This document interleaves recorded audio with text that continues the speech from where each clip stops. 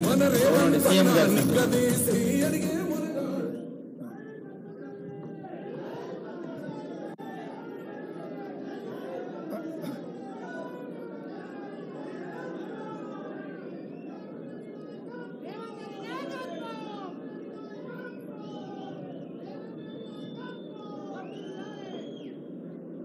మిత్రులారా, తెలంగాణ రాష్ట్ర ప్రభుత్వం హ్యాండ్లూమ్ టెక్నాలజీ డిపార్ట్మెంట్ ఆధ్వర్యంలో మంత్రివర్యులు పెద్దలు శ్రీ తుమ్మల నాగేశ్వరరావు గారి నేతృత్వంలో ప్రిన్సిపల్ సెక్రటరీ శైలజ రామయ్య గారు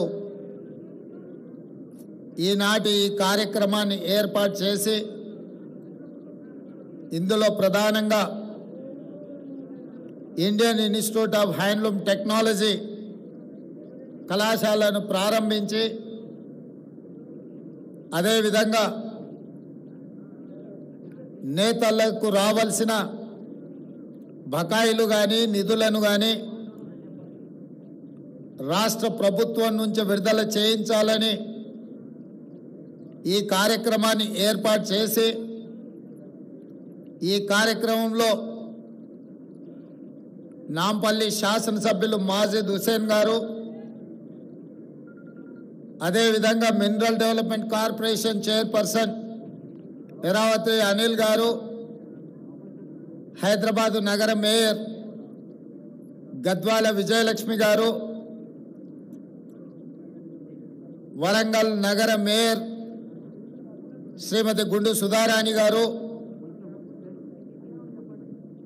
చాలామంది నేతన్నలు, వారికి సంబంధించిన నాయకులు, 33 జిల్లాల నుంచి తరలి వచ్చిన చేనేత కార్మికులు, నేతన్నలు అందరికీ కూడా తెలంగాణ రాష్ట్ర ప్రభుత్వం తరఫున మనస్ఫూర్తిగా ఆహ్వానం పలుకుతున్నాను.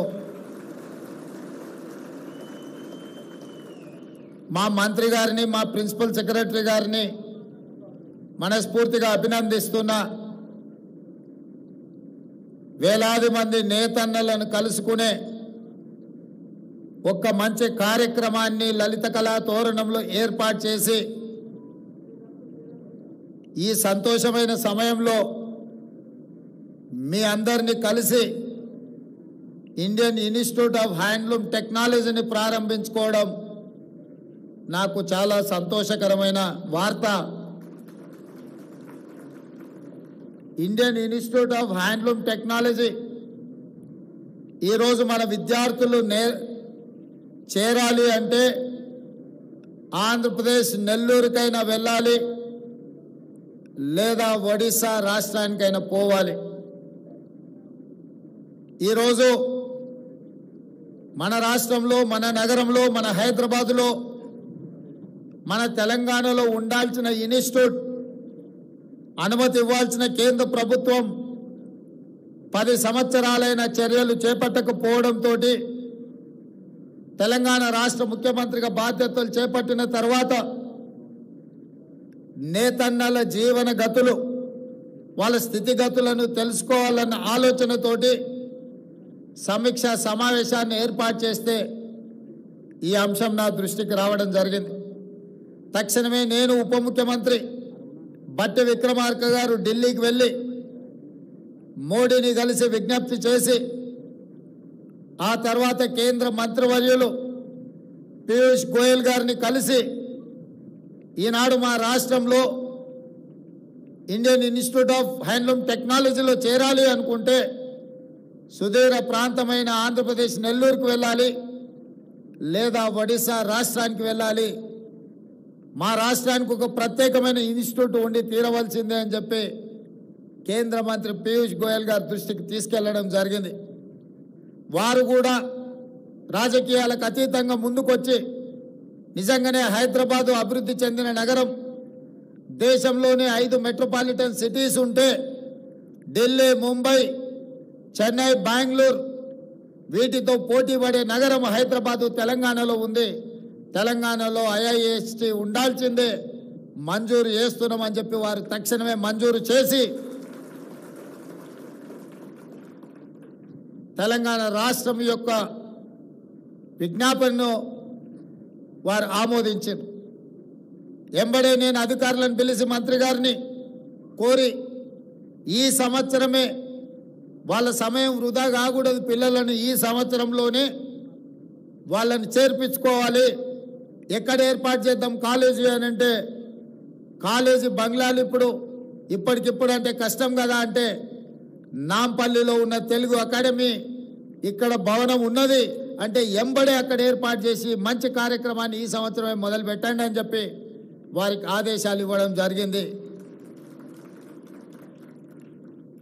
ఈరోజు డిగ్రీ సర్టిఫికెట్లు తీసుకొని పిల్లలు బయటకు వస్తున్నారు, కానీ సాంకేతిక నైపుణ్యం లేకపోవడం వల్ల ఉద్యోగ ఉపాధి అవకాశాలు సన్నగిల్లిపోతున్న తరుణంలో తెలంగాణ రాష్ట్ర ప్రభుత్వం ఆలోచన చేసి సాంకేతిక నైపుణ్యాన్ని పెంపొందించాలి, నిరుద్యోగ యువకులకు ఉద్యోగ ఉపాధి అవకాశాలు కల్పించాలి అని మొన్న జరిగిన శాసనసభలో కొత్త శాసనం చేసి యంగ్ ఇండియా స్కిల్స్ యూనివర్సిటీని ఈరోజు 4th సిటీలో నిర్మించాలి అని 60 ఎకరాల స్థలాన్ని కేటాయించి దాదాపుగా 200 నుంచి 300 కోట్ల రూపాయలైన యూనివర్సిటీ నిర్మాణానికి నిధులకు ఎలాంటి ఇబ్బంది లేకుండా ఏర్పాటు చేయడం జరిగింది, పనులను ప్రారంభించుకోవడం జరిగింది. జాతీయ స్థాయిలోనే గుర్తింపు పొందే యంగ్ ఇండియా స్కిల్స్ యూనివర్సిటీలోనే మా నేతన్న పిల్లలు వృత్తి నైపుణ్యం నేర్చుకోవాలి. వచ్చే సంవత్సరం నుంచి కళాశాలను అక్కడ ప్రారంభించడం ద్వారా అంతర్జాతీయ స్థాయిలో IISTకి గుర్తింపు తీసుకురావాలి అని ఈరోజు మన ప్రభుత్వం నిర్ణయం తీసుకున్నది. ఈ సంవత్సరం చేరిన విద్యార్థులకు కూడా ప్రతి నెల 2500 రూపాయలు వాళ్ళు చదువుకోవడానికి స్కాలర్షిప్ ఇవ్వాలని చెప్పి ఇవాళ వాళ్లకు స్కాలర్షిప్లు కూడా మంజూరు చేస్తున్నాం.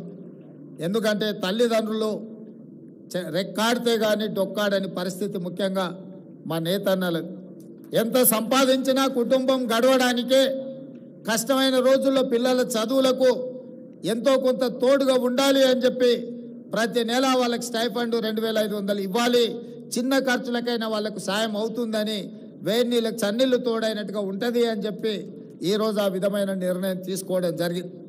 అదేవిధంగా మీకు సంబంధించిన నిధులు కూడా 290 కోట్ల రూపాయలు ఇవాళ నేతన్న కార్మికులకు ఈరోజు ఇక్కడ మీ అందరి సమక్షంలో ఆ చెక్కు ఇవ్వడం ద్వారా ఈ సంతోషంలో మీతో భాగస్వామ్యం కావాలి అని రాష్ట్ర ప్రభుత్వం నిర్ణయం తీసుకోవడం జరిగింది. ఇదే కాదు, నేను ఎక్కువ రాజకీయాల జోలికి పోను. మా మిత్రుడు అనిల్, ఇతరులు శ్రీనివాస్ మాట్లాడారు. గతంలో ఆర్భాటం ఉండేది, ఆర్భాటమైన ప్రచారాలు ఉండేవి. దానికి సినీ తలుపు బెలుకులు కూడా ఆనాడు ప్రచారంలో ఉపయోగపడ్డాయి. కానీ చేనేత కార్మికుల యొక్క జీవన విధానంలో మార్పు రాలేదు, వాళ్ళ ఆత్మహత్యలు ఆగలేదు, వాళ్ళు ఆత్మ గౌరవంతో బ్రతికే పరిస్థితి కనిపించలేదు. అందుకే ఈ ప్రభుత్వం ఆలోచన చేసి ఆనాడు బతుకమ్మ చీరలు సిరిసిల్లకి ఇచ్చిన చీరలు ఇచ్చిండు, కానీ నేసిన ఆ కార్మికులకు నిధులు విడుదల చేయలే.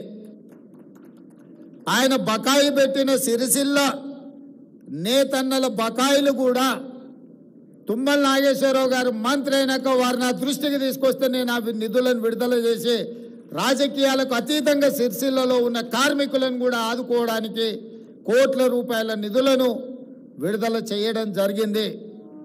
మా ప్రిన్సిపల్ సెక్రటరీ గారు హ్యాండ్లూమ్, అదేవిధంగా పవర్ లూమ్స్ మనం ఆదుకోవాలి, పన్నులు ఇవ్వాలి.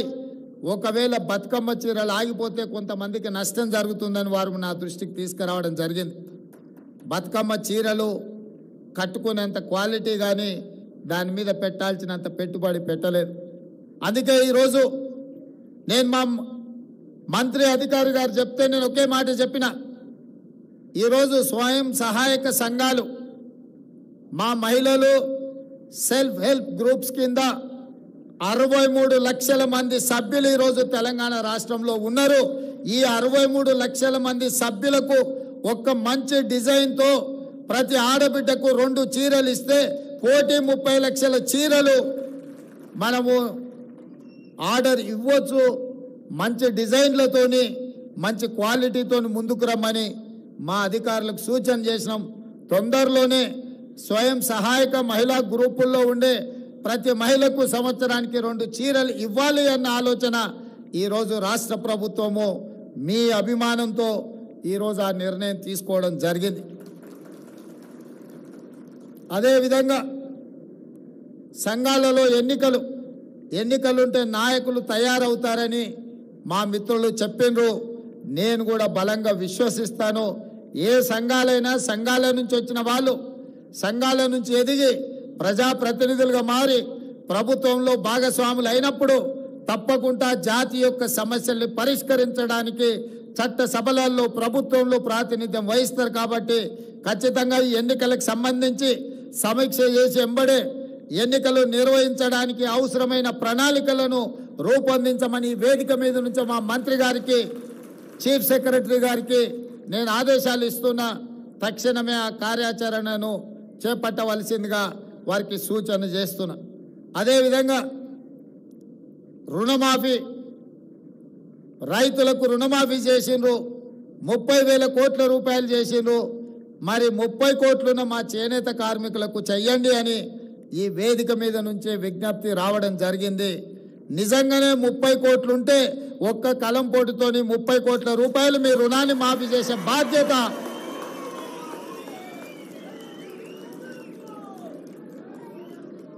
చేనేత కార్మికుల యొక్క రుణ భారాన్ని తీర్చడం. 30 కోట్లు నిజమైతే ఎలాంటి సమస్య లేదు.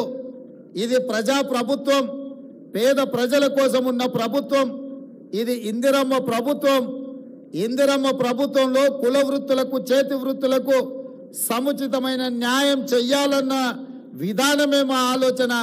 తప్పకుండా 30 కోట్ల రూపాయల రుణమాఫీ చేయడానికి, 30 కోట్లు మంజూరు చేయడానికి అవసరమైన ఆదేశాలను చీఫ్ సెక్రటరీ గారికి ఈ వేదిక మీద నుంచే ఇస్తున్నా. తప్పకుండా మీరు దూర ప్రాంతాల నుంచి, ఎక్కడెక్కడి నుంచో మారుమూల ప్రాంతాల నుంచి మీరు అందరు ఇక్కడికి వచ్చిండ్రు. ఇంత దూరం వచ్చి మీరందరూ కలిసి ఈ సంతోషంలో భాగస్వాములైన మీరు ఇంటికి వెళ్ళి సంతోషంగా మీ కుటుంబ సభ్యులతోటి కడుపు నిండా బువ్వ తినాలి అనంటే ఒక మంచి వార్త మీరు మోసుకొని మళ్ళా మీ ఊరికి వెళ్ళాలి. ముఖ్యంగా తుమ్మల నాగేశ్వరరావు గారు చెప్పినట్టు రైతులకు పట్టెడు అన్నం పెడితే ఆ రైతులను ఆత్మగౌరవంతో బ్రతకడానికి నేతన్న నేయడం వల్లనే ఈరోజు సమాజంలో మనం అందరం కూడా గౌరవంగా బ్రతుకుతున్నాం. రైతన్న ఎంత ముఖ్యమో నేతన్న కూడా మాకు అంతే ముఖ్యం. మీ కష్టాలను తీర్చడానికి, మీ సమస్యల్ని వినడానికి, మీ సమస్యల్ని పరిష్కరించడానికి మీ ముఖ్యమంత్రిగా, మీ సోదరుడిగా నేను ఎప్పుడూ మీకు అందుబాటులో ఉంటాను. ఇక కొడంగల్ విషయానికి వస్తే ఒక్క కోస్గి మండలంలోనే, నియోజకవర్గంలోనే కాదు, కోస్గిలో మా చేనేత కార్మికులు, మా నేతన్నలు వేలాది మంది ఉన్నారు.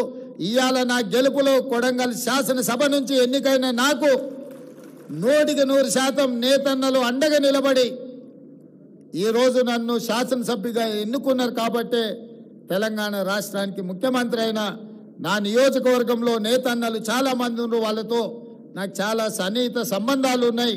వాళ్ళకు కావాల్సిన కమ్యూనిటీ హాల్స్ కావాల్సిన నిధులు కూడా నేను ఎమ్మెల్యేగా ఉన్నప్పుడు ఇచ్చి ఆ కమ్యూనిటీ హాల్స్ కట్టించడానికి, వాళ్ళకు ఆదుకోవడానికి అన్ని రకాలుగా అక్కడ వాళ్ళతో నాకు సత్సంబంధాలు ఉన్నాయి. అందుకే ఈరోజు గద్వాలైనా, నారాయణపేట అయినా, కొత్తకోట అయినా, కోస్గి అయినా, సిరిసిల్ల అయినా, కరీంనగర్ అయినా, వరంగల్ అయినా ఎక్కడున్నా నేతన్ననే నేతన్న కొండా లక్ష్మణ్ బాపూజీ వారసులు. కొండా లక్ష్మణ్ బాపూజీ ఆనాడు తెలంగాణ కోసం కొట్లాడిండు, తెలంగాణ కోసం త్యాగం చేసిండు. తెలంగాణ రాష్ట్ర సాధన కోసమే కాదు, తెలంగాణ రాష్ట్ర సమితి చంద్రశేఖరరావు గారికి నిలువ నీడనిచ్చి పార్టీ పెట్టినప్పుడు మొట్టమొదట కార్యాలయం పెట్టుకోవడానికి స్థలం ఇచ్చింది కూడా కొండా లక్ష్మణ్ బాపూజీ గారే. వారు గొప్ప నాయకుడు. వారు లేకపోవడం విషాదకరం. తెలంగాణ రాష్ట్రం వచ్చినప్పుడు వారు 69లో తెలంగాణ రాష్ట్రం వచ్చే వరకు నేను పదవులను చేపట్టను అని ఆనాడు ఎమ్మెల్యేగా మంత్రిగా రాజీనామా చేసిన గొప్ప పదవీ త్యాగం అంటే కొండా లక్ష్మణ్ బాపూజీ గారు చేసింది. రాజీనామాలు చేయడం, ఎలక్షన్ తేవడం, సెలక్షన్ చేయడం, కలెక్షన్ చేసుకోవడం త్యాగం అని చెప్తుంటారు కొంతమంది. మీ ఎలక్షన్, సెలక్షన్, కలెక్షన్ 2001 నుంచి 2014 వరకు ఎన్నోసార్లు తెలంగాణ ప్రజలు చూశారు. ఏమి లేనోళ్ళు, రబ్బర్ చెప్పులు లేనోళ్ళు, టీవీలు వచ్చినాయి, పేపర్లు వచ్చినాయి, ఫామ్ హౌస్లు వచ్చినాయి, బంగళాలు వచ్చినాయి, జూబ్లీస్లో ప్యాలెస్లు వచ్చినాయి, గజ్వేల్లో వందలాది ఎకరాల ఫామ్ హౌస్లు వచ్చినాయి. మరి త్యాగాలు చేస్తే కొండా లక్ష్మణ్ బాపూజీ గారి లాగా లేకుండా మీరెందుకు ఇట్లా వేలాది కోట్ల రూపాయల ఆస్తులు వచ్చినాయో మీ త్యాగానికి, కొండా లక్ష్మణ్ గారి త్యాగానికి ఉన్న తేడా ఈరోజు తెలంగాణ సమాజం గమనించాలి. త్యాగానికి మారు పేరు పదవిని తృణప్రాయంగా తెలంగాణ రాష్ట్రం కోసం త్యాగం చేసింది కొండా లక్ష్మణ్ గారు. పదవులను అడ్డం పెట్టుకొని ఎన్నికలు, ఉప ఎన్నికలు తీసుకొచ్చి ఎన్నికల్లో సెలక్షన్స్, కలెక్షన్స్ చేసుకొని బాగుపడ్డోళ్ళు ఎవరో తెలంగాణ సమాజం నిశ్చితంగా గమనిస్తూనే ఉంది. కాబట్టి త్యాగం అనే పదం మీకు సూట్ అవ్వదు. త్యాగం అంటే కొండా లక్ష్మణ్ గారు. కొండా లక్ష్మణ్ గారిని తెలంగాణ సమాజం ఎప్పటికీ గుర్తుపెట్టుకుంటుంది. తప్పకుండా వారి యొక్క గౌరవాన్ని పెంచే విధంగా తెలంగాణ రాష్ట్రంలో నిర్ణయాలు ఉంటాయి. ఈ ఇండియన్ ఇన్స్టిట్యూట్ ఆఫ్ హ్యాండ్లూమ్ టెక్నాలజీకి కొండా లక్ష్మణ్ బాపూజీ గారి పేరు పెట్టుకుందామని చెప్పి